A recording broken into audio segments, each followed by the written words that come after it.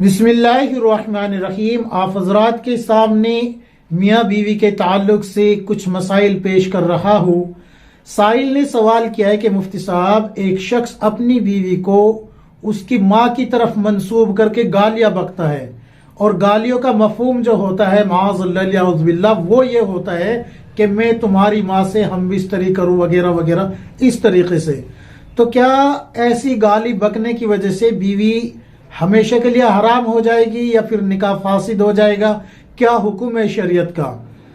تو یہاں پر ایک بات مسئلے کے طور پہ پیش کر رہا ہوں، دھیان سے سننا اس کو۔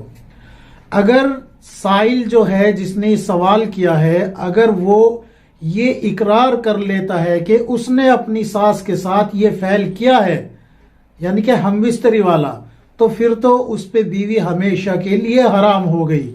اب پھر کبھی بھی وہ اس کے نکاح میں نہیں آ سکتی، چاہے وہ طلاق دے یا نہ دے، عدت کرے یا نہ کرے، کرائے یا نہ کرائے، لیکن بیوی ہمیشہ کے لیے اس پہ حرام ہو گئی۔ اب جو ہے کبھی بھی اس عورت کی بیٹی اب اس کے نکاح میں نہیں آ سکتی، یہ مسئلہ یہاں پر یاد رکھے۔ لیکن اگر صرف گالی بکتا ہے، جیسے کہ گندی عادت ہوتی ہے وہ سارے لوگوں کو کہ گالیاں بکتے ہیں، تو گالی بکنا بذات خود گناہ کبیرہ ہے، اور یہ گناہ اتنا بڑا ہے کہ انسان اس سے فاسق ہو جاتا ہے۔ فاسق بولتے ہیں کفر کے قریب تک پہنچ جانا، یعنی کہ گالی بک کے خوش ہونا، اور یہ بھی یاد رکھے کہ گالی بکنا فاسق کے ساتھ ساتھ منافق ہونے کی بھی علامت ہے۔ اللہ کے نبی صلی اللہ علیہ وسلم نے فرمایا کہ منافق کی ایک علامت یہ بھی ہے کہ جب وہ جھگڑا کرے گا تو سب سے پہلے گالیاں بکے گا۔ تو گالی بکنا یہ منافق کی علامت ہے، اور فاسق ہو جاتا ہے انسان گالی بکنے والا۔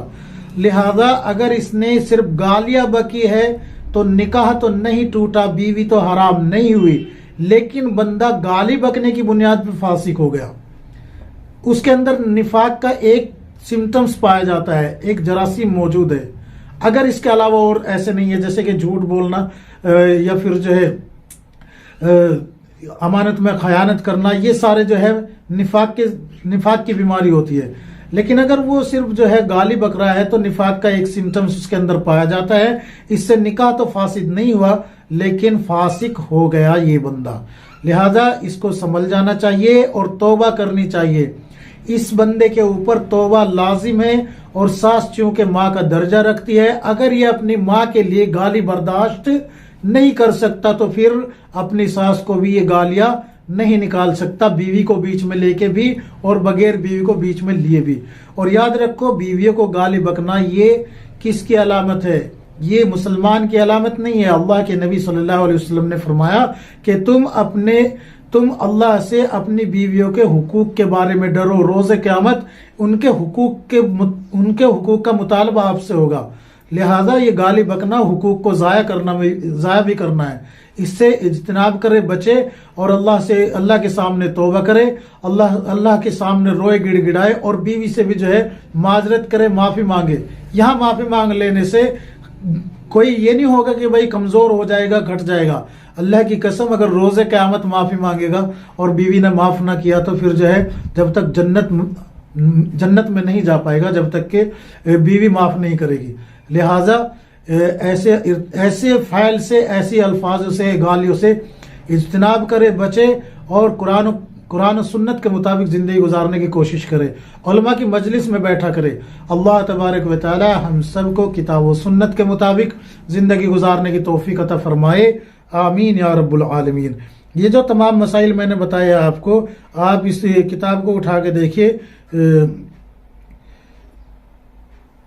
بشرط فی الاقرار حرمت المصاہرات، جلد نمبر 8 صفحہ نمبر 48 پر آپ کو مل جائے گی۔ اللہ تبارک و تعالی ہم سب کو کتاب و سنت کے مطابق زندگی گزارنے کی توفیق عطا فرمائے، آمین یا رب العالمین۔